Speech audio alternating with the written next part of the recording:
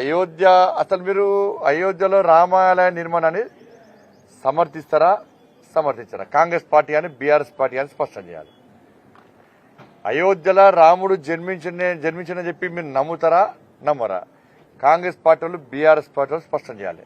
ఈ రెండు పార్టీలు ఒక్కడై ప్రజల్లో అయోధ్య రామాలయ యొక్క ఆ కార్యక్రమానికి ప్రజల నుంచి వస్తున్న స్పందన చూసిన తర్వాత ఈ రెండు పార్టీలు ఒక్కటై ఇలా వివాదాస్పదం చేసే ప్రయత్నం చేయడం ఇంతకంటే సిగ్గుచేటు ఇంకోటి కాదు. ఇది భారతీయ జనతా పార్టీకి సంబంధించిన కార్యక్రమం కాదు. క్షేత్రస్థాయిలో అన్ని పార్టీల నాయకులు అన్ని పార్టీల కార్యకర్తలు ఈ కార్యక్రమంలో పాల్గొంటున్నారు. వారే స్వయంగా ప్రతి ప్రజాప్రతినిధి పాల్గొంటున్నారు. అక్షింతలు ఎక్కడికైతే రాలేదు రోడ్ల మీద ఎక్కి ధర్నాలు చేసే పరిస్థితి వచ్చింది. ఒక ప్రాంతంలో ముస్లిం మతానికి సంబంధించిన వ్యక్తి కూడా అక్షింతల కార్యక్రమంలో పాల్గొన్న విషయాన్ని ఈ రెండు పార్టీల నాయకులు గమనించాలి. మీ కార్యకర్తల ఆలోచన కూడా మీరు స్వీకరించే స్థితిలో లేరు. ఇలా కాంగ్రెస్ అధినాయకత్వం అంటే మీరు దేనికి పోతారు? ఇలా అదే బాబరీ మసీదు ప్రారంభం అంటే పోకపోతారా మీరు? మీ ఆలోచన ఏంది?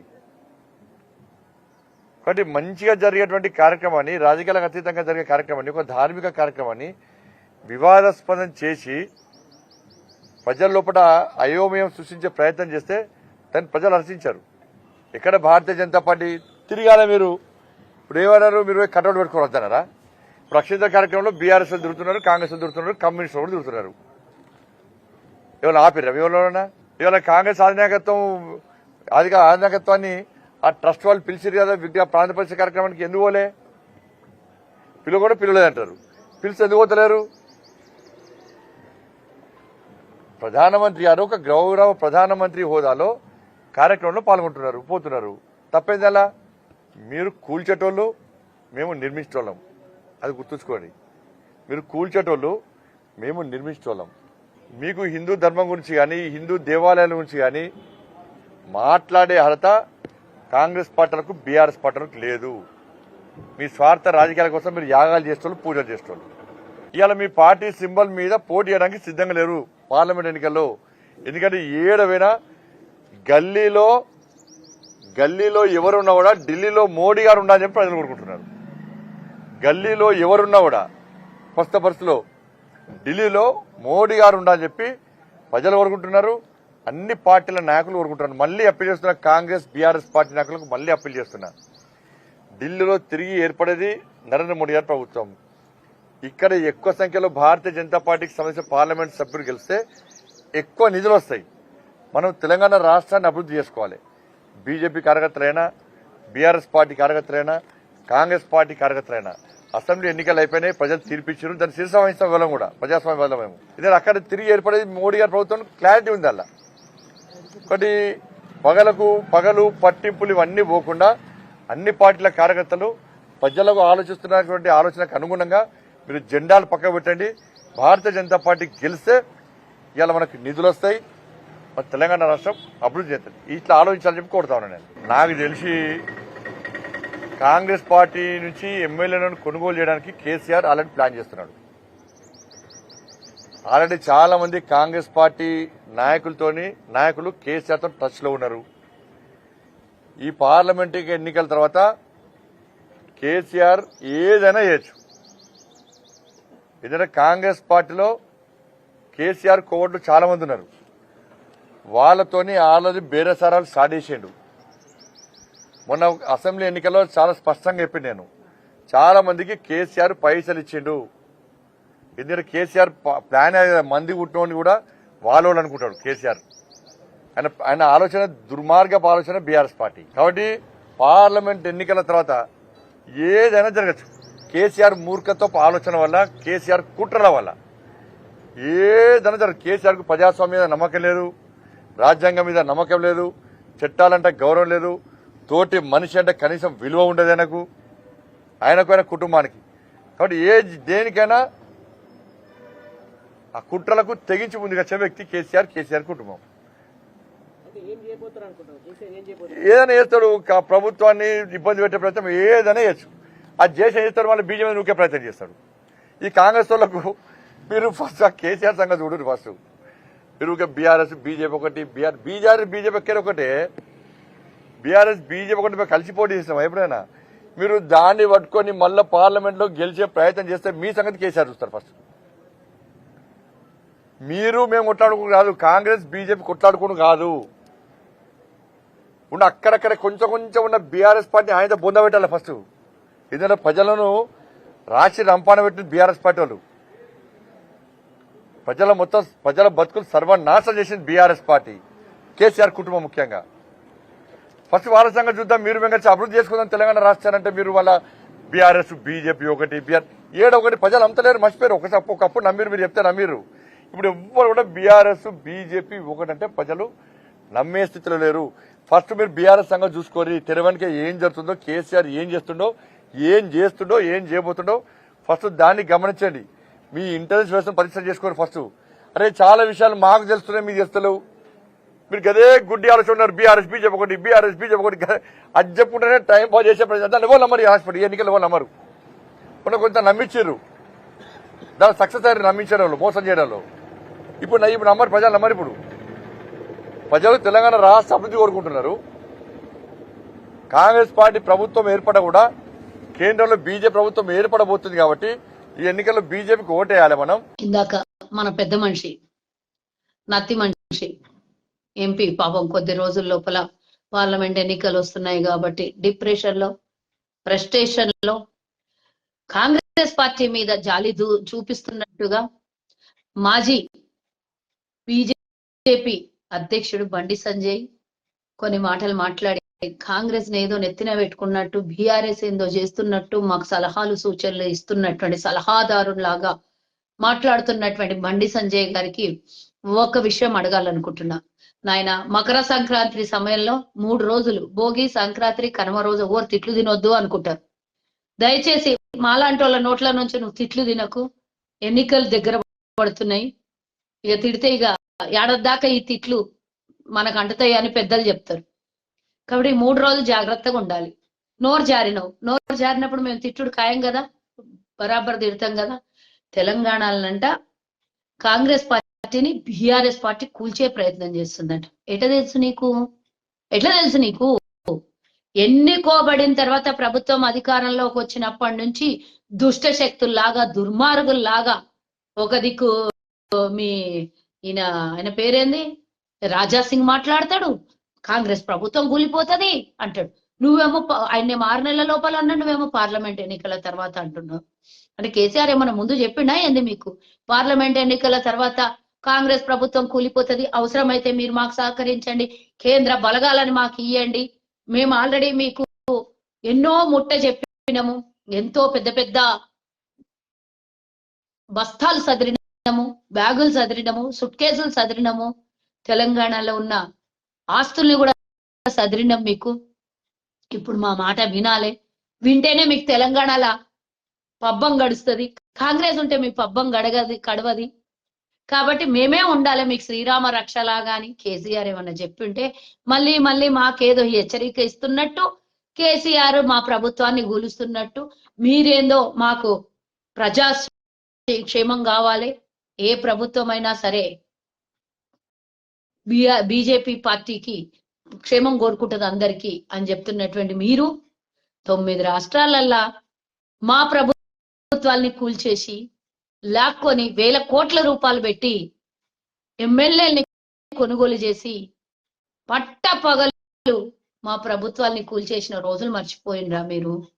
అదే ప్రయోగం, అదే స్ట్రాటజీ కేసీఆర్ తో చేపించే ప్రయత్నం చేస్తున్నామని ఎవరైనా నమ్మకుండా ఊరుకుంటారా? బండి సంజయ్, ఎందుకు హెచ్చరిస్తున్నావు ప్రజలకి, కాంగ్రెస్ ప్రభుత్వానికి ఎందుకు చెప్తున్నావు? నువ్వు మంచిగా ఉండాలని కోరుకుంటున్నావు, కేసీఆర్ తో జాగ్రత్త ఉండండి, కేసీఆర్ కు 1 సీట్ రావద్దు, మీరు మేము పంచుకుందాం, తెలంగాణలో అన్ని సీట్లు మాకే వస్తే మీకు కేంద్రం నుంచి ఫండ్ వస్తుందంట. అసలు కేంద్రంలో ఉంటదని మీరు ఎవరన్నారు మీకు?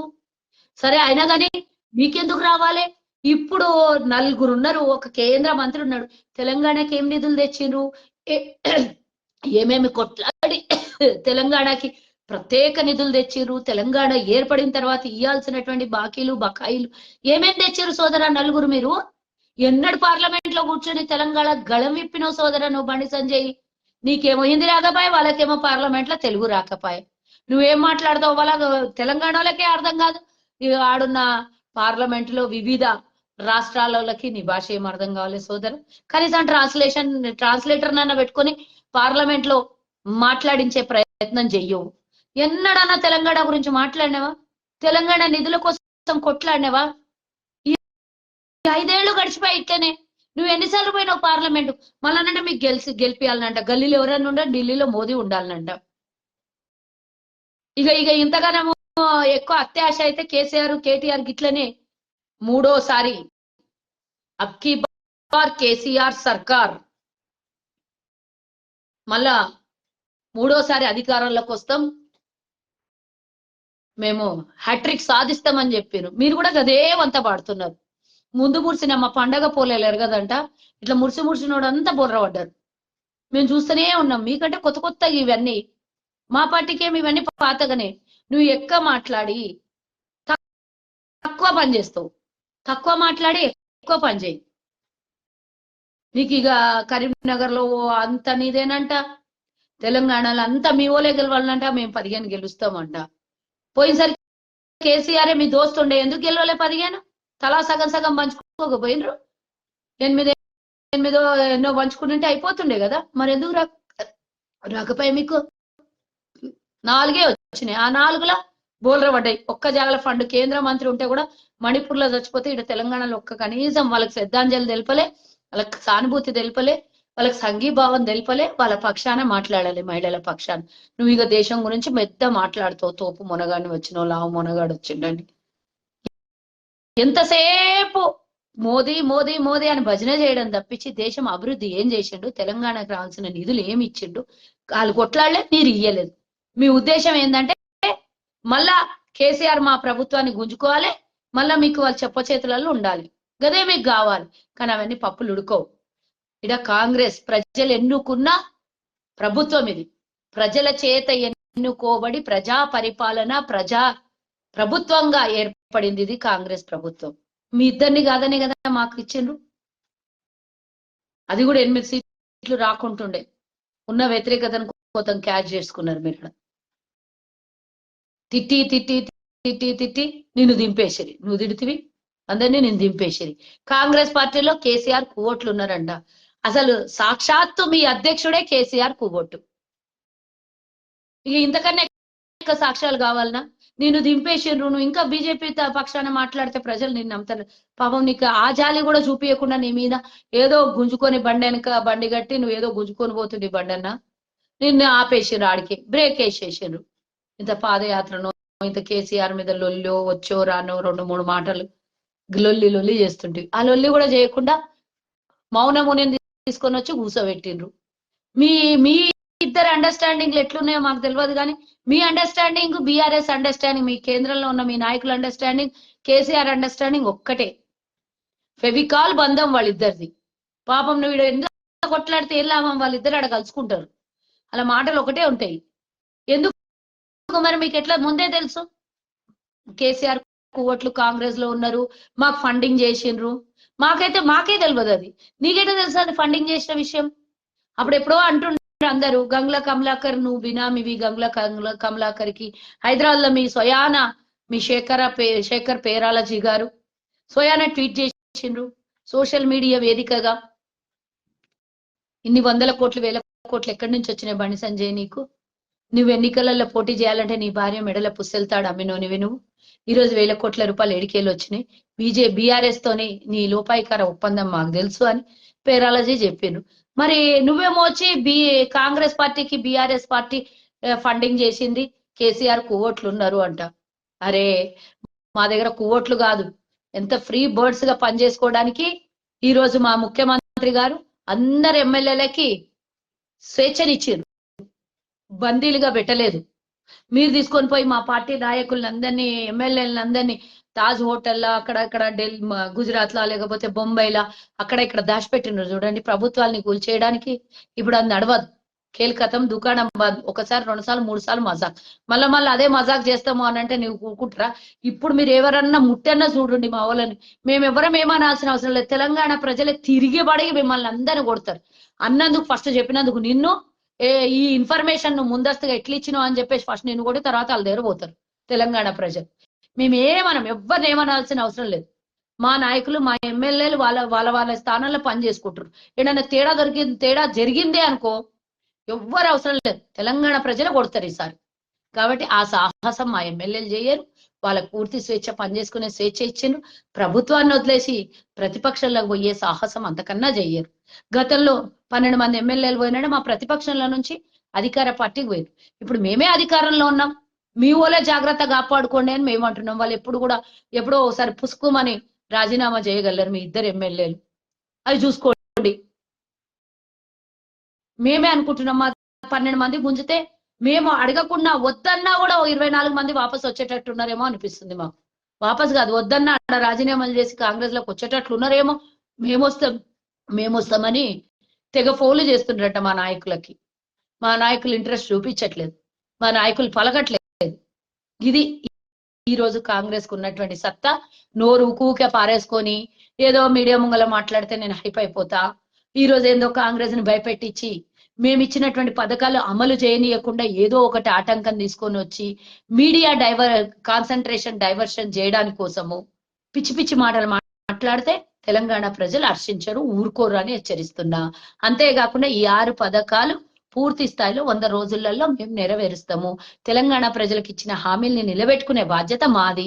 రైతు బంధు పథకం ఇస్తాం, ఉచిత కరెంట్ ఇస్తాం, 500 గ్యాస్ ఇస్తాం, రైతుల రుణమాఫీ చేస్తాం, రైతులకు ఇస్తాన్న 15,000 రూపాయలు ఎకరాకి వేస్తాం. ముందు వెనక 2 రోజులు కేసీఆర్ భాగవతం అంతా బయట పెట్టి ఆ చిట్టా పక్కకు పెట్టి ఆల్రెడీ 1 ఎకరా ఉన్న వాళ్ళకి వేసేయడం కూడా జరిగింది. ఇంకా తర్వాత మిగతా వాళ్ళకి వేసేస్తూనే ఉంటాము. దాంట్లో ఎలాంటి ఆటంకం రాదు. కేసీఆర్ అక్టోబర్ వేయాల్సిన నవంబర్ వరకు దిక్కు లేకుండే కేసీఆర్ ఖజానా ఖాళీ చేసిండు. దాన్నంతా కొంచెం విచారణ జరిపి తెలంగాణ ప్రజలకి గుట్టకు, కొండకు, పుట్టకు, నీళ్లకు, వాగుకు, చెరువుకు, గాలికి, అడవికి ఎవరికి పడితే వాళ్ళకు రైతు బంధు వేసిండు కేసీఆర్. అది అట్లా కాకుండా ప్రక్షాళన చేసి ఒకసారి స్ట్రీమ్ లైన్కి వస్తే ఇక పర్మనెంట్ గా ప్రతి సంవత్సరం వాళ్ళకి రావాల్సిన రైతు బంధు కరెక్ట్ గా ప్రజలకు చేరాల్సిన, రైతుకు చేరాల్సిన, రైతు కష్టానికి ఇయ్యాల్సినటువంటి ప్రభుత్వం ఇచ్చి తీరుతుంది. దాంట్లో ఎలాంటి వర్రీస్ లేవు. నిరంతర ప్రక్రియ ఇది. మీరు ముందు ఎన్నికలు రాకముందు బీఆర్ఎస్ వాళ్ళు అన్నారు కాంగ్రెస్ వచ్చే కాంగ్రెస్ వచ్చే 3 గంటల కరెంట్ వస్తుంది, కాంగ్రెస్ వచ్చే కరెంట్ తీసేస్తుంది అని ఎవరెవరో మాట్లాడింది. ఏమైంది? నెల 15 రోజులు అయింది, కరెంట్ పోయింది. ఏడానా పిచ్చి పిచ్చి మాటలు మాట్లాడు బంద్ చేసి వచ్చిన ప్రభుత్వాన్ని కనీసం పని చేసుకునే సమయం ఇవ్వండి. మీ ప్రభుత్వం కూల్చేస్తారని మాటకు ముందు మాట్లాడి బ్లాక్మెయిల్ చేస్తున్నారా? భయపెట్టిస్తున్నారా? ఈ భయాలకి, ఈ నయనాలకి, మీ ఒగల ముచ్చట్లకి ఎవ్వరు భయపడేటోళ్ళు లేరు. ఇక బంద్ చేయండి. మీరు ఇక స్వేచ్ఛగా మా ఎమ్మెల్యేలను పని చేసుకొని ఇవ్వండి. వాళ్ళకి ఇబ్బంది పెట్టే రకం మీరు మాట్లాడకండి.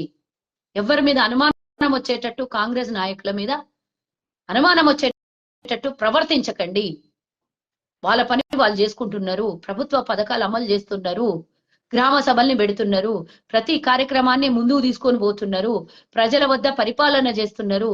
వాళ్ళని క్షేమంగా చేసుకొని ఇవ్వండి. టెన్షన్ పెట్టి, ఇబ్బంది పెట్టి, మా పళ్ళకు ఆటంకం తీసుకొని వచ్చే ప్రయత్నం చేస్తే చెప్పిన కదా సంక్రాంతి పీడ సంక్రాంతిగా నా చేతిలో నోటికి వచ్చినట్లు తిట్లు తినాల్సి వస్తుంది. ఎవడైనా సరే నోరు అదుపులో పెట్టుకోండి, జాగ్రత్తగా ఉండండి, ప్రభుత్వానికి సహకరించండి. మీకు ఢిల్లీలో మళ్ళీ ఒకసారి వస్తే మేము నిధులు ఇవ్వాలంటే తెలంగాణలో ఎంపీలే ఉండాలనా? మీ ఎంపీలే ఉండాలనా?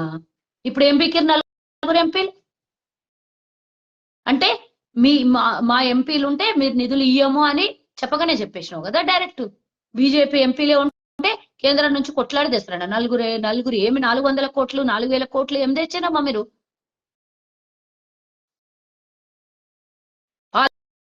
పాలమూరు పథకానికి తీసుకొని రండి, జాతీయ హోదా కల్పించండి. ధైర్యం ఉంటే, దమ్ము ఉంటే, ఏమన్నా చేయాల్సిన కేంద్రంలో చేయాల్సిన చెయ్యండి.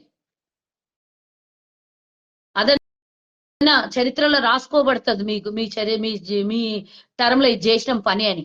ఊరికేనే మమ్మల్ని గెలిపిండంట, మేం కొట్లాడతాం, మేం తెచ్చుకుంటాం, మాకు శాతం అవుతుంది. కేంద్రంలో కూడా మేమే వస్తాం. కేంద్రంలో అధికారంలో మాదే ఉంటాం, తెలంగాణలో అధికారంలో మేమే ఉంటాం. మిమ్మల్ని బోరీ బిస్తర్ సదిరిపించే సమయం దగ్గర పడ్డది.